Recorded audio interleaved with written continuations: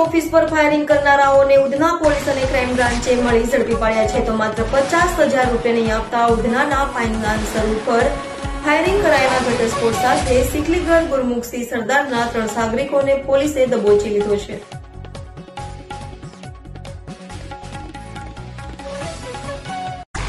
સુરતમાં ગુરુવારે રાત્રે 8:30 વાગ્યાના અરસામાં ઉધના વેલકમ પાન પાસે આવેલી અયોધ્યા કોર્પોરેશનની પોતાની ઓફિસમાં દીપક સુરેશ પવાર તેના 3 મિત્રો સાથે બેઠો હતો.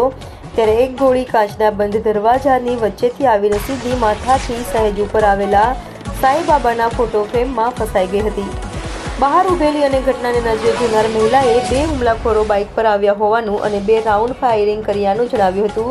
જેમાં પોલીસે પાંદેસરાના ગુરમુખ કૃપાલસિંહ સિકલીગરના 3 સાગરીતો ગણેશ નિકમ, સન્ની બોરસે અને અજય ઉર્ફે છોટા આદમી ગાયકવાડને દબોચી લીધા હતા.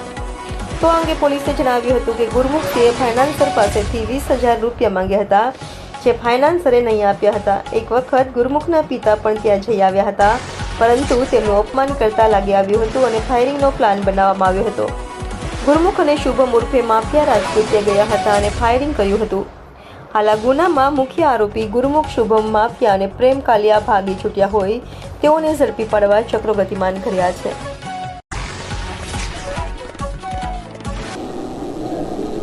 થોડા દિવસ પહેલાં ઉધના પોલીસ સ્ટેશન વિસ્તારમાં પિયુષ પોઈન્ટ જતો એક રસ્તો છે, ત્યાંથી એક બનાવ બન્યો હતો. ત્યાં ફાયરિંગનો બનાવ હતો, જેમાં આરાધ્યા કોર્પોરેશન જે ફાઇનાન્સનું એક ઓફિસ છે, એમાં દીપક પવાર કરીને આ ઓફિસ ચલાવે છે.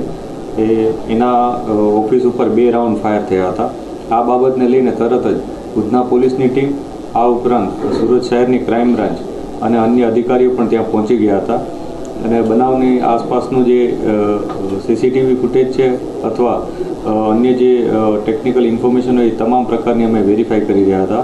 એ ટાઈમે અમે જે આરોપીઓ છે જેણે ફાયરિંગ કર્યું એની શોધખોળ કરી રહ્યા હતા. અને આ સાથે અમારા જે ખાનગી બાતમીદારો હોય એને પણ અમે એક્ટિવેટ કર્યા હતા કે જલ્દથી જલ્દ અમને આરોપીઓને આઈડેન્ટિફાય થાય અને પકડાઈ જાય એના માટેના અમારા પ્રયાસ ચાલુ હતા. આ માટે એક વ્યવસ્થિત રીતના આયોજન કરવામાં આવ્યું, જેમાં શહેર ક્રાઇમ બ્રાન્ચની ટીમ અને ઉધના પોલીસ સ્ટેશનની સર્વેલન્સ તથા અન્ય ટીમોને સાથે રાખી અને અલગ અલગ ટીમો બનાવવામાં આવી. આ બધી ટીમોએ સીસીટીવી ફૂટેજ ચેક કર્યા, ટેકનિકલ ઇન્ફોર્મેશનો એ ગેધર કરી. એ ઉપરાંત અમે જે બાતમીદારો અને આસપાસના જે લોકો હોય છે, જે લોકોએ નજરે આ ઘટના જોઈ હતી, એ લોકોને નિવેદનો લઈ અને આખી ઘટના કન્ફર્મ કરતા હતા. એમાં અમને 2 નામ મળ્યા હતા શરૂઆતમાં. એક ગુરુમુખ ઉર્ફે ગુરુ, સન ઓફ કૃપાલસિંહ ચીકલીગર, અને એક શુભમ ઉર્ફે માફિયા. આ 2 વ્યક્તિઓના નામ મળ્યા હતા. ત્યારબાદ વધુ ઊંડાણપૂર્વક તપાસ કરી હતી ત્યારે ખ્યાલ આવ્યો હતો કે આ ઘટનામાં કુલ 6 લોકો સામેલ છે. આ 6 લોકો 3 અલગ અલગ વ્હીકલ, જેમાં 2 બાઇક અને એક એક્સેસ મોપેડ, આના ઉપર ડ્રાઈવ કરી અને મૂવમેન્ટ કરતા હતા અને આસપાસ એ લોકો રેકી કરતા હતા.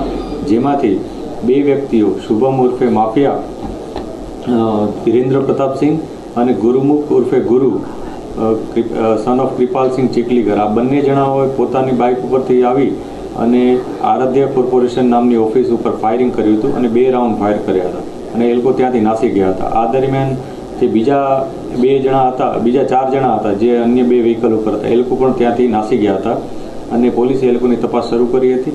પોલીસે આમાંથી 3 આરોપીઓ, જે અલગ અલગ ટીમો બનાવી એ મુજબ 3 આરોપીઓ પકડ્યા છે. એકનું નામ અજય સન ઓફ સંજય ગાયકવાડ છે, એક છે હિમાલય ઉર્ફે સન્ની બોરસે, એકનું નામ છે ગણેશ ઉર્ફે ગણિયો ઉર્ફે બટકો, સન ઓફ ચંદ્રકાંત નિકમ. આ 3 જણાની પોલીસે ધરપકડ કરી છે. બાકી જે 3 આરોપીઓ છે એમાં ગુરુમુખ, પછી શુભમ ઉર્ફે માફિયા અને પ્રેમ ઉર્ફે કાલિયા, આ 3 જણાની હજી ધરપકડ બાકી છે. પોલીસ આ ત્રણેયની શોધખોળ કરી રહી છે અત્યારે.